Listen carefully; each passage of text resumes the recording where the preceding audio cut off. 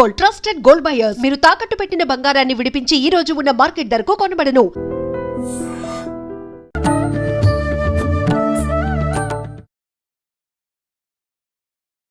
నమస్కారం, welcome to I dream. ధర్మ మార్గం విత్ విజిత కార్యక్రమానికి స్వాగతం. ప్రస్తుతం నా ముందరున్న వ్యక్తికి పెద్దగా పరిచయం అక్కరలేని మనిషి అని చెప్పొచ్చు.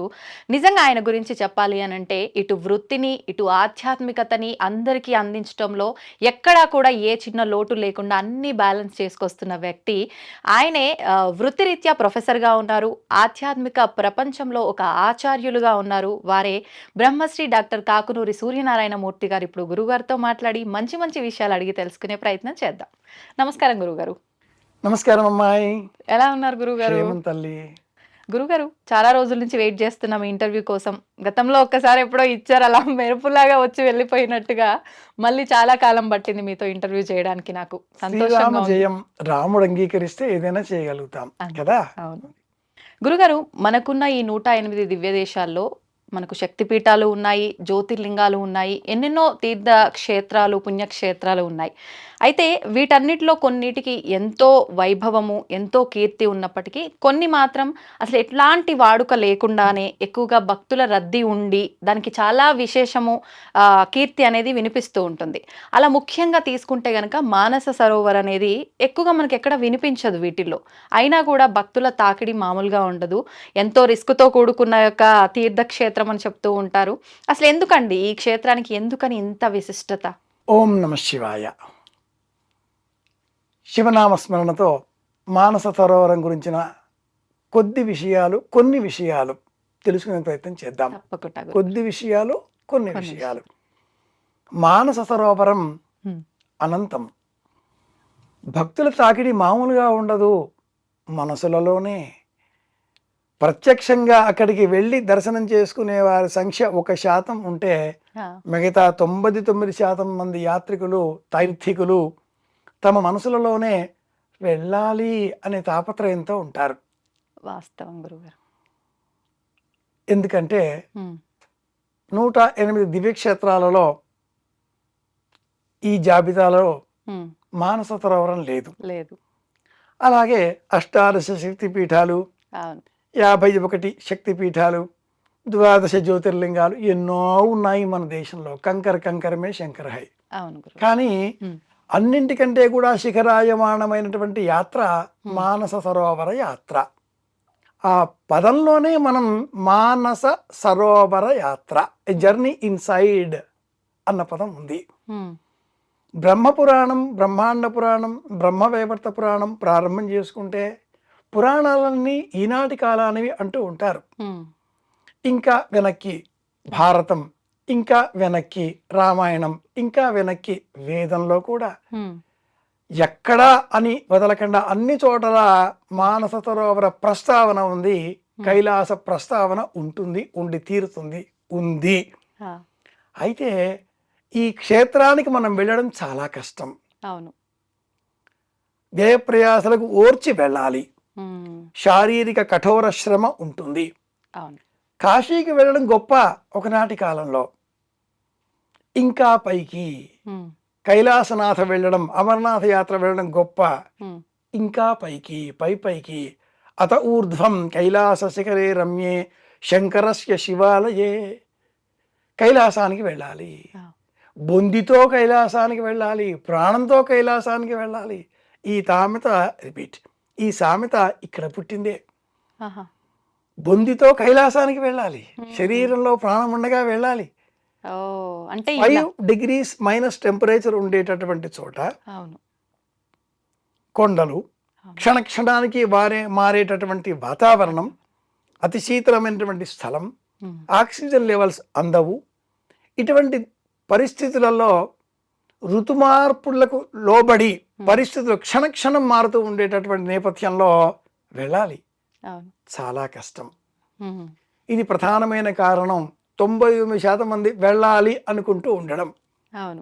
1% మంది మాత్రమే సాహసికులు వెళ్ళే ప్రయత్నం చేస్తారు. బౌద్ధ, జైన, హైందవ, బెన్ ప్రపంచంలో ఉండే అనేక మతస్థులకు ఈ కైలాసం దివ్యక్షేత్రం. కాంగో మంచు పర్వతం అని పేరు. అలాగే అద్భుతమైనది, అద్వితీయమైనది, పవిత్రమైనది అనే భాషలో చైనా, నేపాల్, టిబెటన్లు వాళ్ళు పిలుచుకుంటూ ఉంటారు. రింపోచే అంటే అద్భుతమైనది, అతి పవిత్రమైనది అని అర్థం. కాంగో రింపోచే అన్న పేరిట ఉండే ఈ కైలాసం వాళ్లకు సాక్షాత్తు కైలాసనాథుడే అక్కడ వేంచేపు చేసి ఉన్నాడు అని హైందవ ధర్మాభిలాషులకు అంత విశ్వాసంతో కూడుకున్న అంశం. శివపురాణంలో పరమేశ్వరుడు సృష్టి స్థితిలయకారకుడు నుండి ఆ పరమేశ్వరుడు సృష్టి చేసి రుద్ర సంహితలో 2వ విభాగంలో కైలాసానికి వెళ్ళి ఉంటాడు.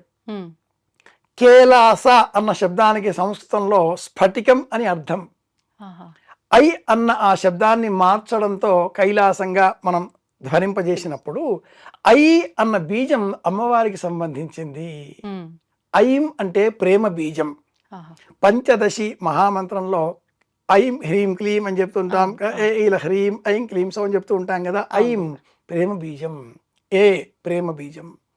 ఈ ఐం చేరినందువల్ల కైలాసనాథుడు పార్వతీ సమేత కైలాసనాథుడు అయ్యాడు. ఆ కొండని అలా చూస్తే మనకు సతీ సమేతంగా ఆది దంపతులు దర్శనమిస్తారు. వాక్కు అర్థము. అక్కడ వేరే ఆలయం లేదు, కొండ ఆలయం, కొండ రూపం. మనం ఆ కొండగా మారాలి.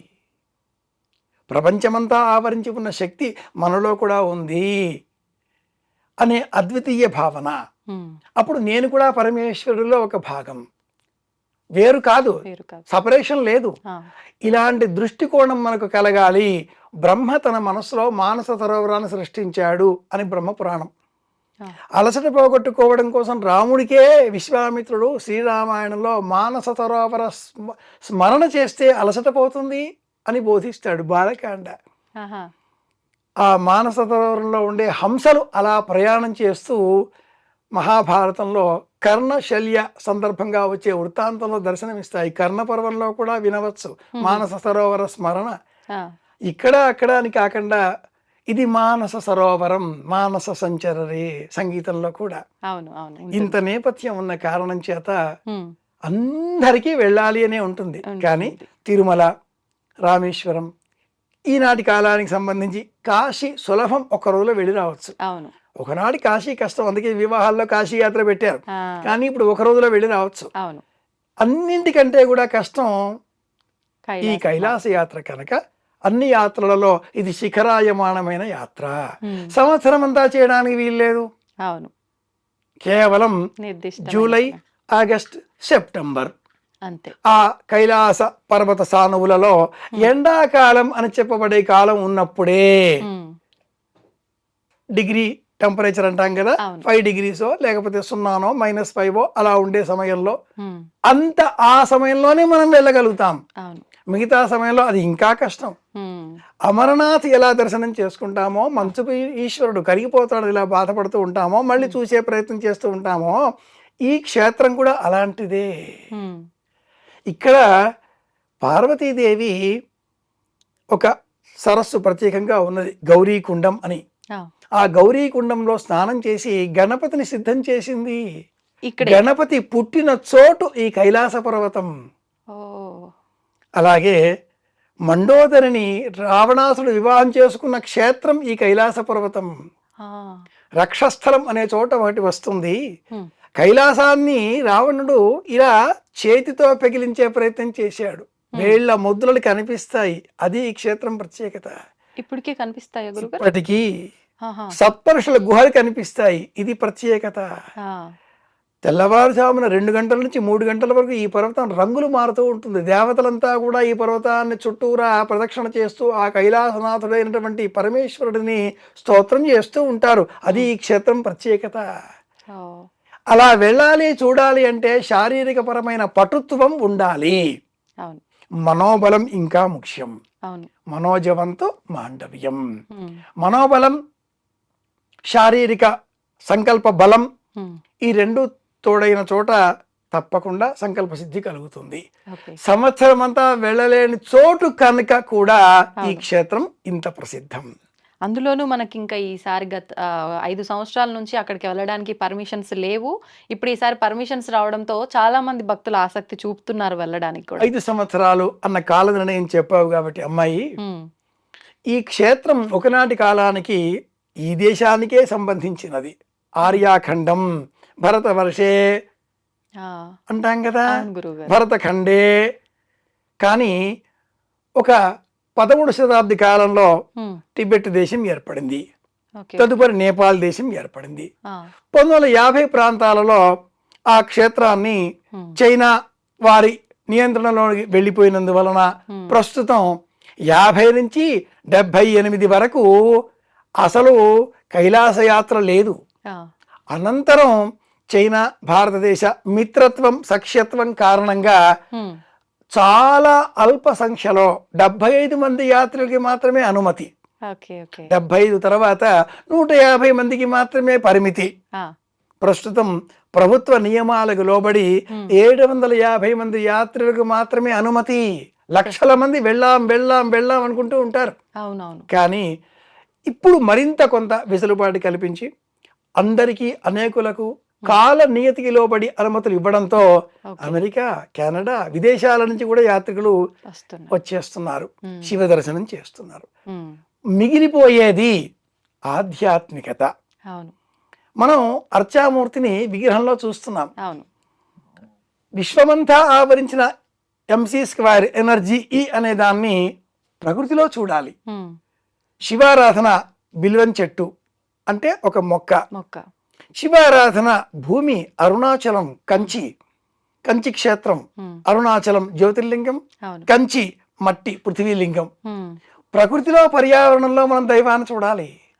ఇక్కడ ఆకాశం, మంచు, మట్టి, తేజస్సు, గాలి, పంచభూతములు కలిసి ఉన్న కారణం చేత మనం కాళహస్తికి వెళ్ళినా, జంబుకేశ్వరం వెళ్ళినా, అరుణాచలం వెళ్ళినా, కంచి వెళ్ళినా, ఏం చేసినా అన్నింటికీ కూడా ఒక రూపంలో ఉండేటటువంటిదే కైలాసం కాబట్టి వెళ్ళే ప్రయత్నం చేస్తారు. ఇది మూల కారణం. గురుగారు, ఇప్పుడు సహజంగా మానవుల లక్షణమే కోరికలు. ఖచ్చితంగా ఇక్కడికి వెళ్తే ఇది నెరవేరుతుంది. భగవంతుడి పైన భక్తితో ఎంతవరకు వెళ్తారో పక్కన పెడితే కోరికలతోటే వెళ్తారు. మరి ఇప్పుడు కైలాస్కి వెళ్ళాలి అనే ఉత్సాహం ఉంది. ఇప్పుడు మీరు చెప్పిన విశిష్టతలు అన్నీ కూడి ఉంది కాబట్టి వెళ్ళాలనే ఉత్సాహమా, లేదు అంటే కైలాసానికి వెళ్ళి వస్తే గనక సాక్షాత్తు కైలాసంలో కొలువై ఉన్న శివయ్య అక్కడ ఉన్నాడు కాబట్టి ఇంకా డైరెక్ట్ మేము ఆయనకే చెప్పుకున్నట్టు మాకు అన్నీ సమకూరుతాయి అనే ఒక చిన్న స్వార్థంతో వెళ్తున్నట్ట? ఇది ముందు అడగాల్సిన మాట. ఎందుకంటే ఈనాటి కాలంలో నాకేంటి అన్నది ఉంటుంది. ఆలయానికి వెళ్ళి మనం ఆయన పళ్ళెల్లో ఏదో తోచినంత, దక్షిణ అన్న పదం వాడకూడదు, యథాశక్తి భక్తిపూర్వకంగా సమర్పించి నమస్కరించి, స్వామి ఇది నా కోరిక, ఆయన నువ్వేం సమర్పించావా అని చూడడు. నవవిధ భక్తి మార్గాలలో మనస్సుని సమర్పించడం చాలా గొప్ప.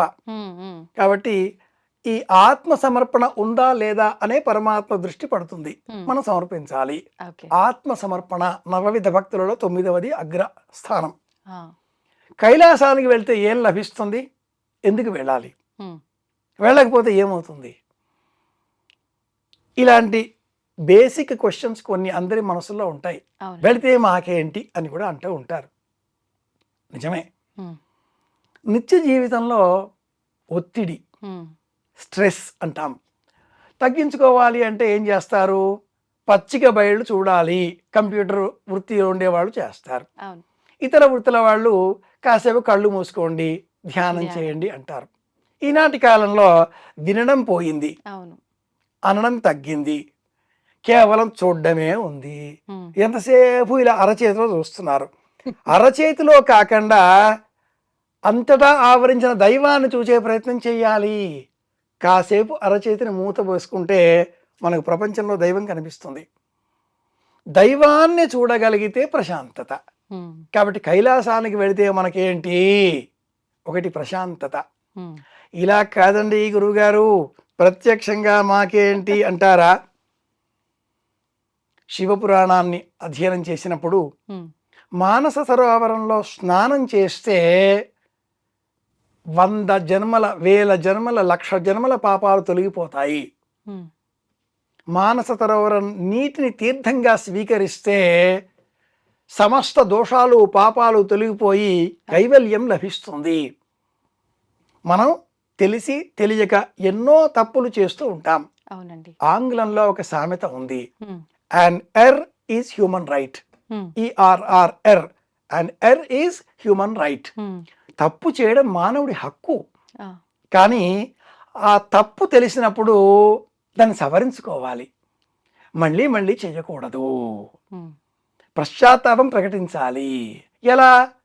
కైలాసాన్ని చూచి ప్రత్యక్షంగా వెళ్ళేంత వయస్సు, శక్తి, ధనము, సంపద, అవకాశం ఉంటే వెళ్ళాలి, స్నానం చెయ్యాలి, కైలాస పర్వతం చుట్టూ పరిక్రమ చెయ్యాలి. ఇక్కడే ఉంది రెండవ ప్రశ్న. కైలాసం చుట్టూరా పరిక్రమ చేయడం సులభమా?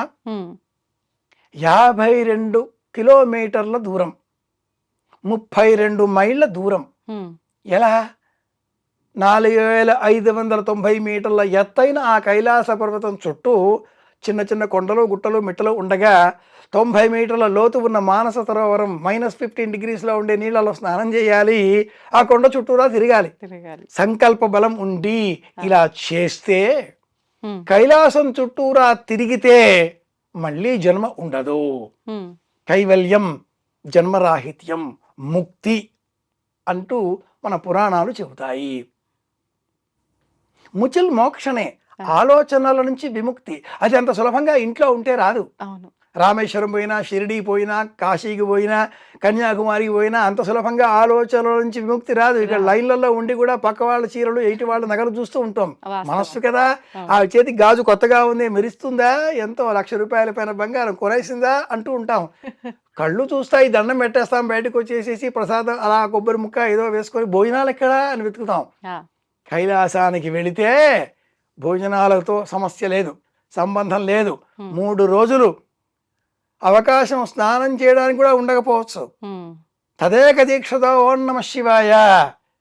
ఇది పూర్ణ పంచాక్షరి.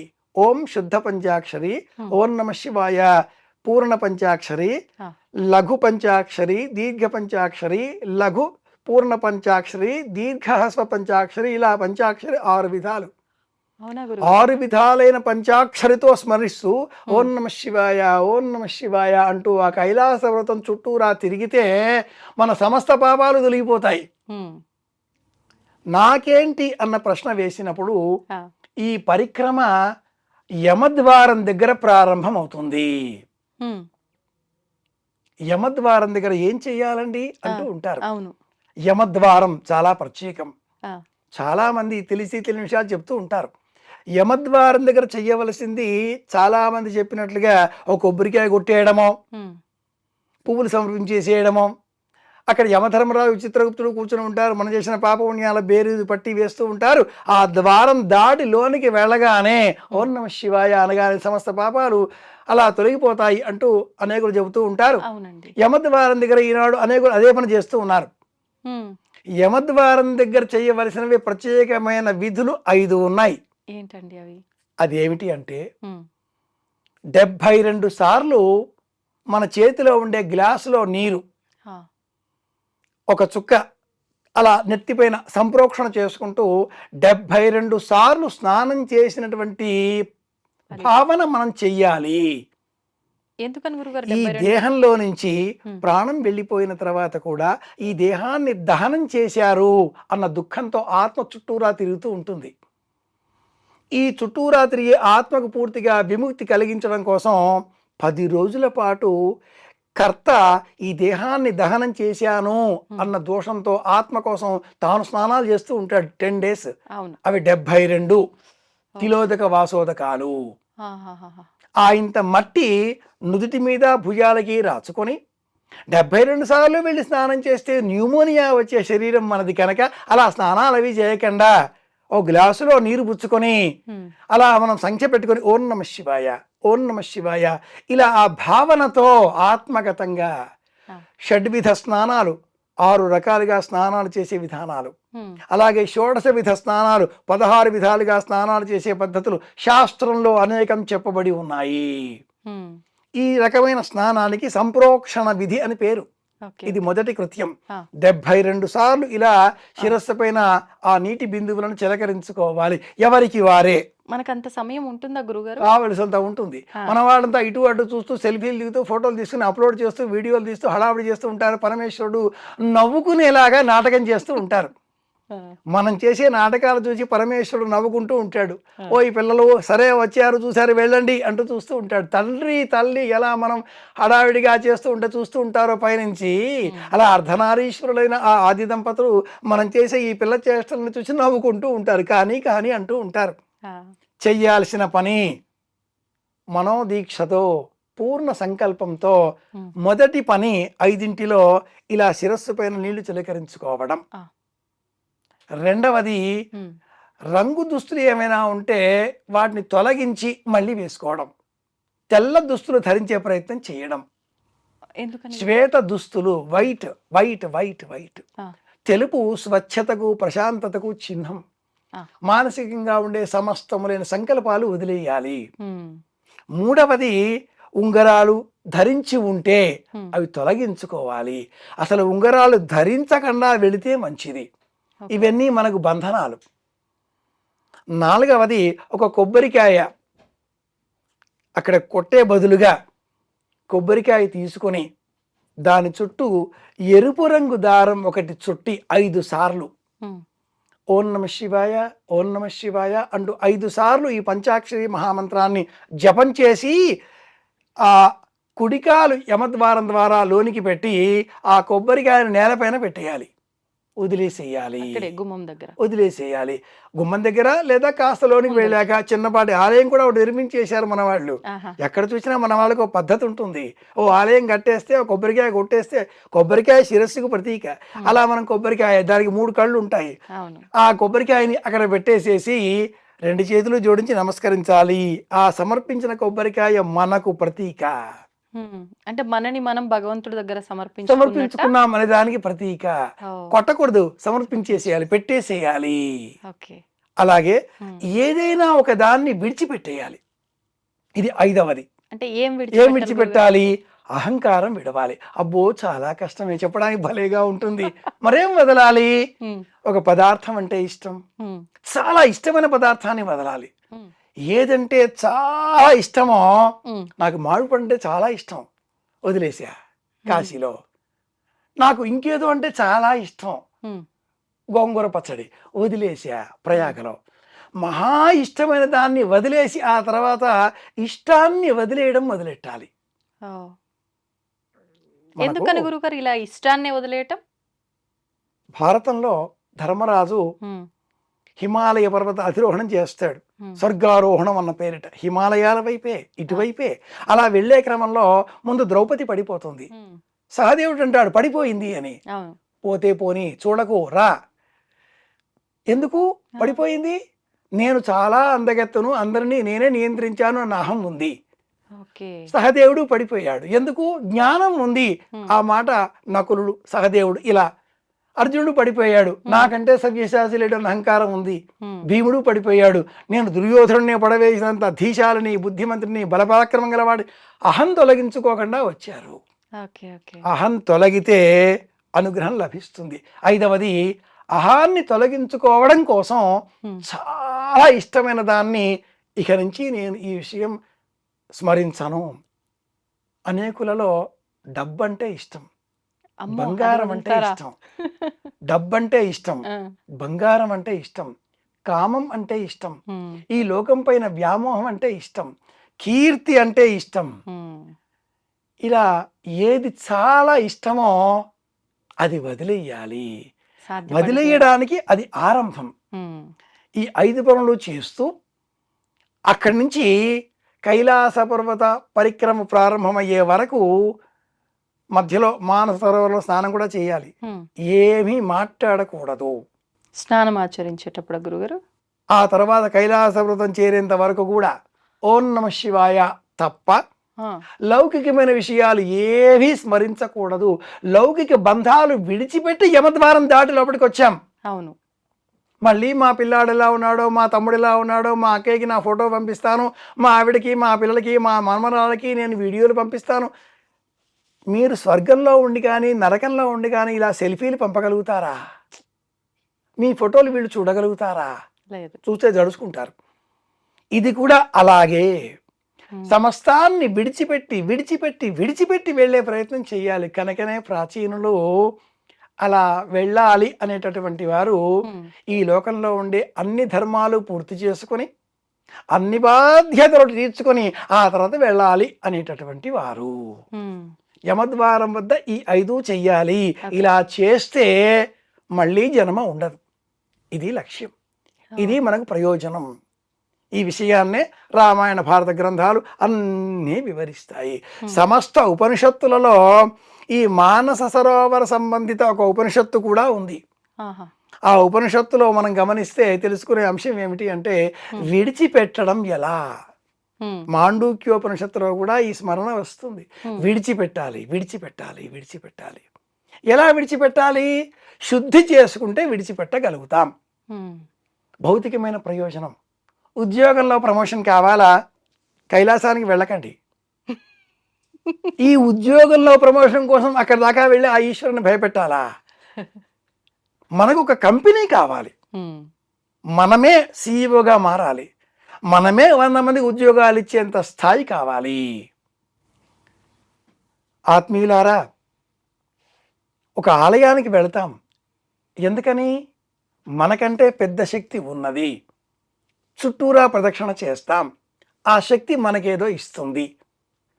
అయస్కాంతం మీద ఇనుప ముక్క తిప్పితే ఇనుము అయస్కాంతంగా ఎలా మారుతుందో ఆ పెద్ద శక్తి చుట్టూరా మనం తిరిగినందువల్ల మనకు కొంత శక్తి వస్తుంది. సూర్యుని చుట్టూ భూమి తిరుగుతుంది, భూమి చుట్టూ చంద్రుడు. అలాగా ఇప్పుడు మనం లౌకికంగా ఉండే ఈ లేక 108 దివ్యక్షేత్రాలో మరింకేదో ఇలాంటి చోట్లకి కాకుండా పీఠాధిపతులు సైతం వెళ్ళడానికి కాస్త వెనక ముందు ఆలోచించే అనేక ప్రవచనకారులు సైతం వెళ్ళడానికి కాస్త అలాగా అని ఆలోచించే ఇంతవరకు వెళ్ళలేని ఆ స్థలానికి మీరు వెళదాం అనుకున్నారా? వెళ్ళండి. ఆ వెళితే కలిగే ప్రయోజనం ఎలా ఉండాలి అంటే మామూలుగా ఉండకూడదు. మనకు కావాల్సిన ఉద్యోగ ప్రమోషను, పెళ్ళి, ఇల్లు, సంసారం, కారు, విదేశీ ప్రయాణాలు ఇవన్నీ ఈ 108 దివ్యక్షేత్రాలు ఇచ్చేస్తాయి. వీటికంటే పరమేశ్వరుడు కనిపిస్తే మనం ఏం అడుగుతాం? మా పక్కింటి వాళ్ళు ఊరికే ఆ సౌండ్స్ పెట్టి మమ్మల్ని ఇబ్బంది పెడుతున్నారు, వాటిని కట్టేసి ఉపాయం చెప్తారా అని అడుగుతామా? పరమేశ్వరుడు కనిపిస్తే ఏం అడుగుతాం మనం? ఆలోచించండి. మనకు పరమేశ్వరుడు కనిపించబోతున్నాడు. కైలాస పర్వతమే పరమేశ్వరుడు. ఓం నమ శివాయ ప్రణవ రూపం. కైలాస శిఖరే రమ్యే శంకరస్య శివాలయే దేవతాస్తత్ర మోదంతి. దేవతలు అక్కడ వీళ్ళు ఆనందం పడిపోతూ ఉంటారట. అలాంటి ఆ స్వామి కనిపిస్తే, దేవుడు కనిపిస్తే ఏమడుగుతాం? అసలు దేవుడు కనిపిస్తే అడగటం అనేది ఉంటుంది. కనిపించి తీరుతాడు. కనిపించగానే ఆయన ఏమడుగుతాం? ఏమీ అడగం. దధీచి ఏమడిగాడు? ఏం కావాలి కోరుకో అంటే, నాకు తపస్సు చేయడం మాత్రమే ఇష్టం, మీరు కనిపిస్తారని నేను అనుకోలేదు, కనిపించారు, మీరు వెళ్ళిపోతే నేను మళ్ళీ తపస్సు చేసుకుంటాను అన్నాడు. అయ్యో కదా. అలాంటి మానసిక స్థితి కైలాసాన్ని ప్రణవ జపంతో చేస్తే, షడ్విధమైన ప్రణవ పంచాక్షరీ రూపంలో తపస్సు చేస్తూ ఆ దర్శనం చేసుకుంటే మనకు మోక్షం లభిస్తుంది. ఇది విషయం. మనందరం ఏదైతే చేస్తున్నామో ఈ కోరికలు అన్ని దాటుకొని మోక్షం పొందాలి, ఆయనలో ఐక్యం అయిపోవాలని అంతిమ లక్ష్యాన్నే చేరుకుంటాం అక్కడికి వెళ్తే. ఇంక ఇది ఫైనల్. తప్పకుండా. అయితే మనుషులం మనం. డబ్బు కావాలి, కీర్తి కావాలి, సంసారం కావాలి, ఇవన్నీ కావాలి అనుకున్న వాళ్ళు ఇవి కోరుకోవచ్చు. పరమేశ్వరుడు కైవల్యాన్నే ఇచ్చేటటువంటి కరుణాంతరంగితుడు బోళాశంకరుడు నాకు ఇది కావాలి స్వామి తలుచుకుంటేనే ఇస్తాడు. మనం కైలాసానికి వెళ్ళాలి అన్న సంకల్పం మన మనసులో రాగానే ఎవరో ఒకరు మనకు కొంచెం డబ్బు తెచ్చిస్తారు. ఏదో ఒక రకంగా సాకారం అవుతుంది. అసలు ప్రయాణాలే లేని చోట ఓ 50 ఏళ్ల కింద 75 మందికి అనుమతి, 20 ఏళ్ల కింద 150 మందికి అనుమతి, 5 ఏళ్ల నుంచి అసలు ప్రయాణాలే లేవు. ఎవరో ఒక ప్రయాణికుడు ప్రయాణం చేద్దామని మనపూర్వకంగా సంకల్పం చేసి ఆ ప్రయాణానికి ఏదో విఘాతం బాటిల్లినందువల్ల ఎంత దుఃఖపడ్డాడో, ఎంత బాధపడ్డాడో, ఎంత తపస్సు చేశాడో ఆ వ్యక్తి మళ్ళీ ఇప్పుడు స్మరించడంతో ద్వారాలు తెరుచుకున్నాయి. అందరూ ప్రయాణాలకు వెళుతున్నారు. అలాంటి ప్రయాణికులలో ఒక ప్రయాణికుడు నాకు తారసపడ్డాడు. అతడు భరత్ కుమార్. మీరు అంత వెళ్ళబోతున్నారు దీక్షతో ఉన్నాడు. ఆ వ్యక్తి ఎందుకు 5 ఏళ్ల కింద ప్రయాణం ఆగిపోయిందో, ఎంత తపన పడ్డాడో, ఎంత దుఃఖపడ్డాడో, 5 ఏళ్లుగా అతడు చేసిన ఆ తపస్సు ఇప్పుడు సాకారం పొందింది. అతడితో పాటు వేల మంది, లక్షల మంది ప్రయాణం చేస్తూ వెళుతున్నారు. ఒక్కడి కాకుండా ఒక సంస్థతో అంతమందిని తీసుకువెళ్ళే ప్రయత్నం చేస్తున్నాడు. అన్నట్టు దైవ దర్శనం కోసం వెళ్ళాలి, ఒక్కరు వెళ్ళకూడదు, వెంట తోడు తీసుకువెళ్ళాలి. తిరుప్పావే పాశురాలు చెప్తాయి. ఎందుకని గురువుగారు? ఒక్కరు వెళ్ళడం తపస్సు కోసమే, దైవ దర్శనం 10 మందితో. ఎందుకు అంటే దైవ దర్శనాన్ని నేనొక్కడనే చేసుకుంటే నాకు స్వార్థం. నాతో పాటు 10 మందిని తీసుకువెళితే అది పుణ్యం. ఆ 10 మంది మరో 10 మందికి. ఒక గురువు మరణిస్తే మరణించేది అతడి దేహం మాత్రమే. అతడి పాఠం విన్నటువంటి ఆ 10 మంది శిష్యులు మరో 10 మందికి చెబుతారు. ఇది గురు పరంపర. ఈ విధానానికి గురు కులం అన్న పేరుంది. ఇది చాలా పెద్ద కులం, ఆధ్యాత్మిక కులం, యాజక కులం, భావనా కులం, భావుకులం అని చెప్పుకునేటటువంటి ఆలోచన గలవారి యొక్క ప్రత్యేకమైన వర్గం ఆధ్యాత్మికులం, యాత్రికులం. చెప్తాం కదా, పుణ్యాత్ములమైన అనుకునే మనమంతా నిజంగా పుణ్యాత్ములమా? యాత్రికులంగా మారినప్పుడే పుణ్యాత్ములం అవుతాం. అలా మారిన వ్యక్తి భరత్ కుమార్ శర్మ. అతడు తీసుకువెళ్తున్నాడు. 5 ఏళ్ల కింద అతడు ఏవో సంకల్పాల చేత చేసిన ఆ ప్రయాణం దురదృష్టవశాత్తు ప్రపంచమంతా ఆవరించిన కరోనా కారణంగా ఆగిపోయింది. ఇప్పుడు కరోనా శాంతించింది. ఇక ఇటువంటి వ్యాధులేవి రావు. ఇక మీదట ప్రపంచమంతా ఒకటి కావాలి. ఆధ్యాత్మికతను ఎవరైతే విశ్వసిస్తారో, ఎవరైతే తమకు తాము ఆధ్యాత్మికులం అనుకుంటారో అలాంటి వారికి ఏవి రావు. నాస్తికులం అని చెప్పుకునే వారిలో కూడా అది కూడా ఒక కులమే. వారు కూడా ఆస్తికులుగా మారితే అటు నుంచి ఇటువైపు వస్తే ఒకే ఆలోచన ఇరువైపులా ఉంటుంది. ఏదన్నా నమ్మండి, సంపూర్ణంగా నమ్మండి, అటు ఇటు కాకుండా ఉండకండి. కుత ఆజాత కుత ఇయం విసృష్టి అనే చార్వాక మతానికి మూలం అంటే దేవుడు లేడు, అది వట్టి కొండ, మేము ఎక్కే ప్రయత్నం చేస్తాం అన్నాడు హెడ్జ్ అనేటటువంటి ఒక పర్వతారోహకుడు 100 ఏళ్ల కింద. వీలు కాలేదు.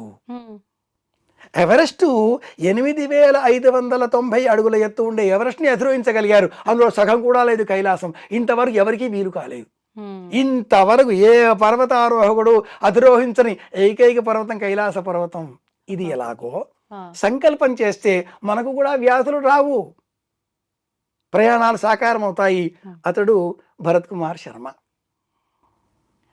తాను పోకుండా Shri Gayatri tours and travelers అనే ఒక సంస్థను ఏర్పాటు చేసి ఆ సంస్థ ద్వారా యాత్రికులకు ఏ విధమైన కష్టం రాకుండా అన్నీ తానై ప్రతి సందేహానికి తానే స్వయంగా సమాధానం ఇస్తూ ఒక సుశిక్షితమైనటువంటి సైన్యంతో, ఒక మంచి విధానంతో అందరినీ కలుపుకొని అందరూ ఒకటిగా చేస్తూ ఆధ్యాత్మికులంగా మార్చే ప్రయాణాన్ని ఆరంభించాడు. ఈ వర్గానికి పరమేశ్వర దర్శనం ఒక్కటే లక్ష్యం. కైలాస పర్వత పరిక్రమ అతడి లక్ష్యం. పూర్వపు అనుభవాలలో 11 సార్లు కైలాస ప్రదక్షిణ చేసి ఉన్న ఈ వ్యక్తి 12వ సారి వెళతాను తాను వెళ్ళవచ్చు. ఒకటి కాకుండా ఇంతమంది. ఇది ప్రత్యేకం. మంచి ఆలోచన. ఇది ప్రత్యేకం. ఒక్కడు వెళితే స్వార్థం, 10 మంది వెళితే పరార్థం. అది ఆధ్యాత్మికుల ఆలోచన. మొత్తానికి మీరు ఇప్పుడు వారితో కలిసి కైలాస్ మానస సరోవర్ వెళ్ళబోతున్నారు. పరమేశ్వర సంకల్పం, ఈశ్వర సంకల్పం లేకపోతే మనం వెళ్ళలేం. కాశీకి వెళ్ళానమ్మాయి, దర్శనం చేసుకున్నాను, బయటికి వచ్చాను. బయటికి వస్తూ ఉంటే ఎవరో ఒక వ్యక్తి గుర్తుపట్టిన వారు ఆ. అయ్యో మీరా అన్నాడు. ఆ. అంతవరకు నేను లైన్లో చాలా రద్దీలో ఎక్కడికి వెళ్ళినా నేను వస్తున్నాను అని నేను చెప్పను, ఫోన్ చెయ్యను, ఎవరికి నా వివరాలు అందించను. సామాన్య సగటు యాత్రికుడిలా టికెట్ లేకుండా సర్వదర్శనం కోసం వరుసల్లో నిలుచునే వెళతాను. తిరుపతికి వెళ్ళినా, సింహాచలం వెళ్ళినా, అరుణాచలం వెళ్ళినా ఎక్కడా ఎవరికి నా వార్త ముందుగా వెళ్ళదు. ఎందుకని పరమేశ్వర సంకల్పం ఉండాలి. గురుగారు? మనం నేను అని వెళితే ఈ నేను అన్న అహం పోగొట్టు కోసం వెళ్ళాల్సిన మనం నేను అని చెప్పుకొని వెళ్ళడంతో అక్కడ ఉండేటటువంటి స్థానికులు స్వాగత సన్నాహాలు చేస్తారు, శరీరానికి కొన్ని ఉపచారాలు చేస్తారు, సహాయాలు చేస్తారు, దర్శనం సులభం అంటారు. అప్పుడు ఆ పుణ్యబలం అంతా వాళ్లకు కూడా పోతుంది. మనకేమిటి, శరీరాన్ని తీసుకువెళ్తాం. దైవ దర్శనం అంటే కష్టపడి వెళ్ళాలి, పరమాత్మ సంకల్పం ఉండాలి. కాశీలో దర్శనం చేసుకుని బయటికి వచ్చిన తర్వాత మిత్రుడు చూచి అయ్యో మీరా దర్శనం అయిపోయిందిగా అన్నాను. అలా ఎలా మళ్ళీ తీసుకువెళ్ళాడు. మళ్ళీ రెండవ రోజు వచ్చి గంగ ఒడ్డున కూర్చొని తపస్సు చేసుకుని జపం చేసుకుంటూ ఉన్న ఆలయాన్ని వెళదామా, శివుడు ఎదురుగా కనిపించడం లేదా అని నేను అన్నాను. మౌనంగా వెళ్ళిపోయాడు. అంతటా ఉండే దైవాన్ని చూచే ప్రయత్నం చెయ్యాలి, అంతరంగంలో దైవాన్ని చూచే ప్రయత్నం చెయ్యాలి. ఆ స్వామి కైలాసనాథుడు అంతరంగనాథుడిగా మార్చుకునే ప్రయత్నం చేయాలి. అంత సులభం కాదు కదా. అందుకోసమే యమద్వారం దాటడం, అందుకోసమే గౌరీకుండం, అందుకోసమే సప్తర్షి గుహలు అన్నట్టు మానస సరోవరం ఒక్కటి కాదు, అక్కడ అనేక మంచినీటి సరస్సులు చాలా ఉన్నాయి. అంత ప్రపంచంలో ఎత్తైన చోట, ప్రపంచంలో అదే ఎత్తైనటువంటి చోట, అటువంటి చోట మంచినీళ్ళ సరస్సు, ఇది ఒక ప్రత్యేకం. సింధు, బ్రహ్మపుత్ర, సట్లెజ్, కార్పరి, అనేక ఎన్నో నదులు, గంగానది ఉపనది కార్పరితో సహా, గంగానదికి మూలం కార్పరి ఉపనదితో సహా అన్నీ ఈ మానస సరోవరం వద్ద పుడుతున్నాయి. కాబట్టి ప్రపంచమంతా నీరు ఉన్నది, ప్రేమ ఉంటుంది, ఆప్యాయత ఉంటుంది. బంధువులు ఇంటికి వస్తే గ్లాసు మంచినీళ్ళు తాగడానికి ఇస్తారు, సీసాలలో కూడా ఇవ్వవచ్చు, బాటిల్స్ కూడా పట్టి ఇవ్వచ్చు. మంచినీళ్ళు లేకపోతే ప్రపంచం లేదు. ఆ మంచినీళ్ళని పరమేశ్వరుడు ఇస్తున్నాడు. గంగావతరణం, శ్రీమద్ రామాయణం, బాలకాండ 36వ సర్గ నుంచి 42వ సర్గ వరకు చదవవచ్చు. పరమేశ్వరుడు గంగాదేవిని శిరస్సులో జటాజుటలో బంధించి మనకు అందించాడే నీరు, అక్కడే అదే క్షేత్రం కనుక నీరు. ప్రపంచంలో ఏ దేశాలలో నీరు లభించదో అక్కడ నాగరికత లేదు. నీరు లేని చోట, పెట్రోల్ ఉన్న చోట విధ్వంసం పుట్టించే విలేశక్తులు తాండవం చేస్తుంటాయి. నీరు ఉన్న చోట ప్రేమ, ఆప్యాయత, పదార్థాన్ని ఉడకపెట్టి తినాలి, అది మనిషి లక్షణం, నాగరికత లక్షణం కదా. అంటే నీళ్లు కావాలి కదా, శరీరంలో 70% నీళ్లే కదా. కాబట్టి శివుడు వేరే లేడు. నా రుద్రో రుద్రమర్చయేత్, నేనే శివుడిని, నేనే కైలాసాన్ని. ఇలాంటి సంకల్పం కలిగిన వారు సంకల్పం చేస్తారు, వెళ్ళే ప్రయత్నాన్ని మనసులో అనుకుంటారు. పరమేశ్వర సంకల్పం, మన సంకల్పం కాదు. భరత్ కుమార్ తీసుకువెళ్తాడు అన్న మాట లౌకికం. నేనే కాదు, చాలా మంది ఇలా భరత్ కుమార్ గారు తీసుకెళ్తున్నారనే వాళ్ళు వేల మందిలో ఉన్నారు, లక్షల మందిలో అవుతారు. కానీ గుర్తుపెట్టుకోవాల్సిన అంశం ఏంటంటే, పరమేశ్వరుని చేతిలో ఈ వ్యక్తి ఒక ఆయుధం. పరమేశ్వర సంకల్పం ఉంటే మన ప్రయాణం సానుకూలం అవుతుంది. ఆయుధంగా, సాధనంగా ఉన్న వ్యక్తికి అన్ని ఏర్పాటు చేస్తాము, ఏదో ఏర్పాట్లు అవకాశాలు చేస్తాడు. ఏదో అత్యవసర పరిస్థితి రావచ్చు, ఇంట్లో ఏదో ఉత్పాతం జరగవచ్చు, మనకి అనారోగ్యం సంభవించవచ్చు, అక్కడి దాకా వెళ్ళి వెనక్కి రావచ్చు. చేతిలో ఉన్న అన్నం ముద్ద చెయ్యి దాటి, నోరు దాటి, గొంతు దాటి కడుపులోనికి చేరేంత వరకు గ్యారంటీ లేదు. వాస్తవం గురుగారు, ఇది మాత్రం. పరీక్షిత్తు అనే వ్యక్తికి 7 రోజుల అనంతరం పాము కాటుతో నీకు మరణం అంటే, ఆ వ్యక్తి ఒక స్తంభం ఏర్పాటు చేసి మేడ కట్టుకొని శుక మహర్షిని రప్పించి భాగవతం చెప్పండి అంటే, నీ అదృష్టవంతుడు 7 రోజుల తర్వాత నీ మరణం మాకు ఎప్పుడైనా ఏమైనా కావచ్చు అన్నాడా శుక మహర్షి. కాబట్టి సర్టెనిటీ అనేది మన లైఫ్కి లేదు. Anything happened at any point of time. ఏ దేశాల మధ్యలోనో ఏ ప్రమాదమో జరిగితే, లేక అలా గాల్లో వెళ్ళిపోయే విమానం అలా భవంతి మీద కూలి భోజనం చేసే డాక్టర్లు వెళ్ళిపోతారు అని ఎవడన్నా కలగన్నాడా? ఆ డాక్టర్లు మాత్రం అనుకున్నారా? లేదు. అలా రాసిపెట్టి ఉంది. అవును. భారతంలో ఓ చిన్న కథ. హ్మ్. అలా పాలు తీసుకువెళ్ళే ఒక వ్యక్తి, అందులో పొరపాటుగా ఆకాశంలో ఒక డేగ పాము పట్టుకుపోతూ ఉంటే పాము చుక్క ఆ పాలలో పడింది. ఆ పాలు తీసుకువచ్చి వంట చేస్తే ఆ వంట అన్నం తిన్న వ్యక్తి మరణిస్తే ఈ పాము విషం వల్ల మరణించిన ఆ వ్యక్తికి సంబంధించిన ఈ పాపం ఎవరి అకౌంట్లో వెయ్యాలి హ్మ్. తెలియదు. ఇది ఎలాగో అనుకోకుండా అవాంతరంగా కొన్ని సంఘటనలు జరుగుతూ ఉంటాయి. అవును. అది పరమేశ్వర లీల. హ్మ్. ఒక్క చిన్న చీమ చచ్చిపోతూ ఉంటేనే చూడలేని దయార్ద్ర హృదయం గల మనం లయకాలంలో ప్రపంచమంతా కూడా అతనిలో లీనం చేసుకునే పరమేశ్వరుడు. మూడవ కన్ను అగ్నిహోత్రం చల్లదనం కోరుకుంటాడు. హిమాలయాల్లో ఉంటాడు, తెల్లని భస్మం పూసుకుంటాడు, తెల్లటి మంచినీరు సదా శిరస్సువి అభిషేకం జరుగుతూ ఉంటే మౌనంగా కన్నులు మూసుకొని ఈ ప్రపంచాన్ని చూస్తూ ఉంటాడు అని శివపురాణం వర్ణిస్తుంది. హ్మ్. శం అంటే సుఖం, ఆహా. శరీరానికి లభించేది. ఆనందం మనసుకు లభించేది. హ్మ్. కాబట్టి సంతోషం, సుఖం, ఆనందం అన్నీ ఇచ్చే ఆ పరమేశ్వర దర్శనం చేసుకోవాలి. పరమేశ్వర సంకల్పంతో హ్మ్. భరత్ కుమార్ అనే వ్యక్తి ఆయన ఒక ఆయుధంగా పరమేశ్వరు అందించాడు కాబట్టి ఈ చేతిని ఊతగా కొని తప్పకుండా వెళ్ళవచ్చు. బారులు తీరి తిరుపతిలో కూడా మనం దర్శనం చేసుకుంటూ వెళ్ళే ప్రయత్నం చేస్తూ ఉంటాం. అవును. అలా బారులు తీరి వెళ్ళే సమయంలో ఈ పక్క ఆ పక్క 2 సపోర్ట్. కడ్డీలు ఉంటాయిగా, ఆ కడ్డీలు ఈ భరత్ కుమార్ దంపతులు అనుకోవచ్చు. హ్మ్. ఓకే. మొత్తానికి అది ఈశ్వర సంకల్పం వీళ్ళ సపోర్ట్ ద్వారా వెళ్ళాలని ఉంది. మనలో హ్మ్. సంకల్పం ఉండాలి. ఉండాలి. ఆ సంకల్పాన్ని మనం ఈశ్వరుడికి విన్నవించాలి. హ్మ్. ఈశ్వరుడి ఆజ్ఞ అవుతుంది. ఈ సాధనం మనకు ఉపయోగపడుతుంది, చేరుకుంటాం. హ్మ్. శివునాజ్ఞ లేనిదే చీమైనా కుట్టదు కదా. అవును. కనుక అలా అనుకున్నప్పుడు ఒక సాధనం. ప్రభుత్వ నియమావళి అనుకూలించాలి. అవును. 70 ఏళ్లకు దాటిన వారికి అనుమతి లేదు. అవును. ఆరోగ్యం సహకరించాలి. బీపీ షుగర్లు శంకు చక్రాల్లాగా వెంటాడుతున్నాయి, ఏమీ లేవు. అన్నమో రామచంద్ర ఆకలి తాళలేని స్థితి. ప్రతిక్షణం ఉదయం నుంచి రాత్రి వరకు అందరూ మేసేవాళ్ళే తయారయ్యారు. మెయ్యడం మానేయండి ముందు. హ్మ్. మెయ్యడం మానేస్తే ఆరోగ్యం బాగుంటుంది. అలాగే నడక, యోగా అన్నీ సహకరించాలి.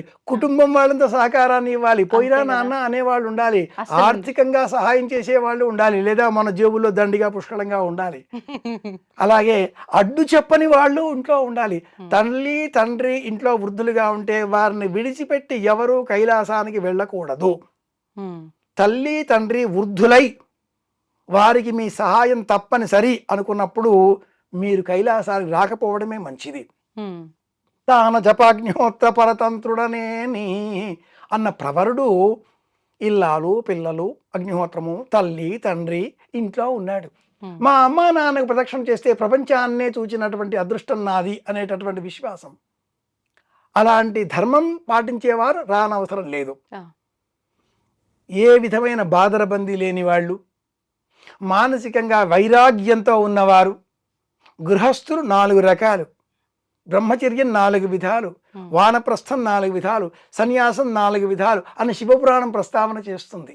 కనుక మానసికంగా వైరాగ్యం పొందినవారు, తత్వం తెలుసుకుందాం అనే జిజ్ఞాస కలవారు హ్మ్. తప్పనిసరిగా శ్రీ గాయత్రి టూర్స్ వాళ్ళ ద్వారా వెళితే మంచి ప్రయోజనం చేకూరుతుంది అనే ఆలోచన కలుగుతుంది. ఇంతవరకు వెళ్ళలే తల్లి, పరమేశ్వర సంకల్పం, భవిష్యత్తు ఏం జరుగుతుందో ఈశ్వరేచ్ఛ బలీయసి. గురుగారు సంతోషంగా ఉందంటే ఇవన్నీ విన్న తర్వాత. కానీ చాలా మంది చాలా చాలా రకాలుగా చెప్తున్నారు. ఇప్పుడు మీ మాటల ద్వారా నేను కొంతవరకు తెలుసుకున్నా. ఇంకొక పర్సన్‌ని కూర్చోబెట్టి అడిగితే ఆయన ఇంకొక రకంగా చెప్తారు. అసలు ఏంటి వాస్తవం అనేది ఒక కన్‌ఫ్యూజన్‌గా మారిపోయింది. అసలు ఏంటి వాస్తవం? ఈ రోజుల్లో సెల్ ఫోన్ చేతిలో ఉందా, హ్మ్. CEO of an YouTube channel, గడ్డం బాగా పెంచేసుకున్నారా, గొప్ప జ్యోతిషవేత్త, బొట్లు, మెడలో కావలసిన రుద్రాక్షమాలలు ఉంటాయి. అలాగే కాషాయ వస్త్రం ధరించారా, హ్మ్. సన్యాసి, సమస్తము త్యజించినటువంటి పరివ్రాజక స్థితి పొందినట్లుగా కనిపిస్తూ ఉంటారు. అవునండి. లోకాన్ని విడిచిపెడితే హ్మ్. సన్యాసి, లోకం విడిచిపెడితే సన్నాసి. బహూదకుడు, కుటీచకుడు, హంస, పరమహంస అనే 4 విధాలుగా ఉండేటటువంటి తురీయాశ్రమం చాలా ఉత్తమోత్తమం. అమ్మాయి ఇలా మీడియా ఉంది కాబట్టి నియంత్రణ లేదు కనుక ఎవరైనా ఏదైనా చెప్పవచ్చు, కానీ విజ్ఞులైనటువంటి ప్రేక్షకులు సత్యం తెలుసుకుంటారు, గ్రంథం చదివే పని చేస్తారు, చదివే ప్రయత్నం చేయండి.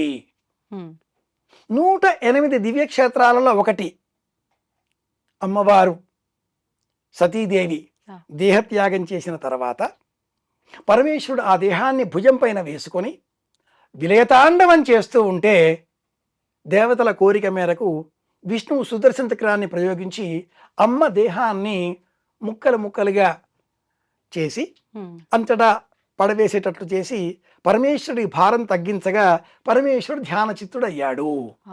అందులో ఒకటి అమ్మవారి కుడి ముంజెయ్యి మానస సరోవరంలో పడింది. పలువురికి తెలియని విషయం ఇది. అమ్మవారి పేరు దాక్షాయణి. అక్కడ ఉండే ఆ భైరవ శక్తి అఘోరుడు నామక భైరవుడు. ఒక భైరవ శక్తి ఉండాలి, అమ్మవారు ఉండాలి. అమ్మవారి కుడి ముంజెయ్యి. పోలోం అంటూ ఎక్కడ ఏది చెబితే అక్కడ పరిగెత్తేటటువంటి ఈనాటి లోకం అస్సాం. అమ్మవారు రజోదోషంతో కూడా దర్శనమిస్తుంది, వస్త్రం కూడా కనిపిస్తుంది. మనం వెళదాం. కామాక్ష్యాదేవి, మా వల్లనే కామాక్ష్యాదేవికి పేరు వచ్చేసింది అని చెప్పుకునే వాళ్ళని మనం చూస్తూ ఉన్నాం ఈ రోజుల్లో. వాస్తవం గురుగారు. అవును. నా ప్రశ్న, దక్షయజ్ఞంలో ఆ కామాక్ష్యాదేవి లేదా ఈ దాక్షాయిని లేక అలంపురే జోగులాంబ ఎన్ని పేర్లు చెప్పుకున్న అష్టాదశ పీఠాలలో ప్రద్యుమ్నే శృంఖల చాముండ క్రౌంచపట్టణే చాముండాదేవి, దక్షయజ్ఞంలో ఈ దాక్షాయిని అమ్మవారు సతీదేవి తన భర్తను తండ్రి దూషిస్తే కుడికాలి బొటనవేలు నేలపైన రాచి యోగాగ్ని సృష్టించి దేహాన్ని భస్మం చేసుకుంది. అందుకే మన వాళ్ళు కాలు బొటనవేలు నేలపై రాచకూడదు అంటారు. ఇలా ఇలా రాచుతూ ఉంటే దోషం నో అంటారు, మంట పుడుతుంది. కాలి కుడికాలి బొటనవేలు, శరీరం భస్మమైపోయింది. మరి పరమేశ్వరుడు నా ఇల్లాలు సతీదేవి అలా దగ్ధమైపోయింది అని తెలుసుకుని ఆగ్రహావేశంతో జుత్తు పీకి నేలపైన వేస్తే పుట్టిందే భద్రకాళి. ఆషాఢ మాసంలో జాతరలు చేస్తాం మనం. పుట్టినవాడే భైరవుడు. ఇలాంటి గురురూపాలు ఆ ఉగ్రభైరవుడు, కాలభైరవుడు, ప్రచండ భైరవుడు, భద్రకాళి. ఆ సతీదేవి పోయింది అని తెలిసిన తర్వాత పరమేశ్వరుడు ఏ దేహాన్ని భుజం పైన వేసుకున్నాడు? దగ్ధమైపోయిందే. అవును కదా. ఎలా ఈ ముక్కలన్నీ? పరమేశ్వరుడి మనస్సులో సతీదేవికి వియోగం లేదు. పార్వతీ పరమేశ్వరులు ఎప్పుడూ ఒక్కరే. ఒక్క మనసుకు రెండు దేహాలుగా కనిపించాయి అంతే. పరమేశ్వరుడి భుజం మీద ఉన్నది సూక్ష్మ రూపమైనటువంటిది ఆలోచన. అమ్మవారి ఆలోచనలతో అయ్యో అంటూ ఆగ్రహం. విష్ణువు శాంతింపజేసే విధంగా శివుడి మనసులో ఉన్న సతీదేవికి సంబంధించిన ఆలోచనలను తొలగించడంతో శాంతచిత్తుడయ్యాడు, కూర్చున్నాడు. కాలధర్మాన్ని అనుసరించి ఆ ఆలోచనలన్నీ మళ్ళీ ఒకచోట చేరి ఇదే హిమాలయం వద్ద, ఇదే మానస సరోవరం వద్ద మేనా హిమవంతుడు దంపతులకు కుమార్తెగా పార్వతిగా జన్మించి అదే పరమేశ్వరుడు నాకు భర్తగా రావాలి అంటూ అపర్ణగా పంచదీక్షపరాయణగా పంచకృత్యపరాయణగా పంచాగ్ని మధ్యంలో జపస్సు చేస్తే పరమేశ్వరుడు శాంతించాడు. మన్మథ బాణ ప్రయోగం కారణంగా సరే సృష్టి క్రమం కదా, తారకాసుర సంహారం కావాలి కదా, సర్వం తెలిసినవాడు కనుక ఇల్లాలిగా స్వీకరించాడు. ఇది నేపథ్యం. కనుక ఆ కుండంలో మానస సరోవరం 108 దివ్యక్షేత్రాలలో ఒకటి, శక్తి క్షేత్రాలలో ఒకటి, కుడి ముంజెయ్యి పడ్డ క్షేత్రం, ఆలయం లేని క్షేత్రం. మన వాళ్ళు ఎక్కడ ఏది కనిపించినా గబగబా పరిగెత్తి వెళతారు, ఆలయం కట్టేస్తారు, అర్చన ప్రారంభం చేస్తారు. కామాక్షిలో మనం చూసేటటువంటి ఈ స్వరూపము ఏనాటి కాలానిదో చరిత్రలో, పుస్తకాలలో, మథనంలో, మస్తిష్కంలో ఉంటే ఏ సాధకుడో సంకల్పపూర్వకంగా నిర్మించుకున్న ఆ మట్టి రూపం కాస్త శిలాజంగా మారి నేటి కాలంలో దర్శనమిచ్చినప్పుడు చిత్రంగా కనిపించే ప్రతి చోటు మనకు దైవక్షేత్రమే. అది కామాక్షి కావచ్చు, ప్రద్యుమ్నలో శృంఖలాదేవి కావచ్చు, శ్రీలంకలో ఉండే అమ్మవారు కావచ్చు. అందులో ఒకటి అష్టాదశ శక్తి పీఠాల కంటే కూడా భిన్నమైనది అభయహస్తం అమ్మవారి కుడి చెయ్యి దాక్షాయణి. ఆ చెయ్యి మానస సరోవరంలో ఉంది. ఓ. ఈ సంకల్పంతో మనం అక్కడ స్నానం చేస్తే ఆ నీరు గౌరీకుండం తీర్థంగా అన్నారా? తీసుకుంటే గౌరీకుండంలో అది వేరు. నీరు ముట్టకూడదు. ఉమ్. మానస సరోవరంలో ఓకే. గౌరీకుండంలో నీరు ఆకుపచ్చగా ఉంటుంది. గౌరీదేవి స్నానం చేసిన చోట మనం స్నానం చేస్తామా?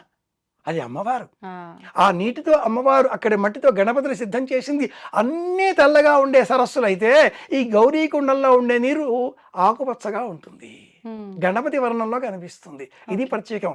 మానస మానస సరోవరంలో స్నానం చేస్తే అమ్మవారి కుడి ముంజేకి పడ్డ చోటు మానస సరోవరం ఉమ్, ఉమ్, ఉమ్. ఓకే. అని మనకు దేవీ భాగవతం వివరిస్తుంది. ఇది ప్రధానం. కనుక ఎవరో ఏవో చెబుతూ ఉంటారు. ప్రేక్షకులు వీక్షకులు వాస్తవం తెలుసుకుని అనుసరించాలి. ఇది లక్ష్యం.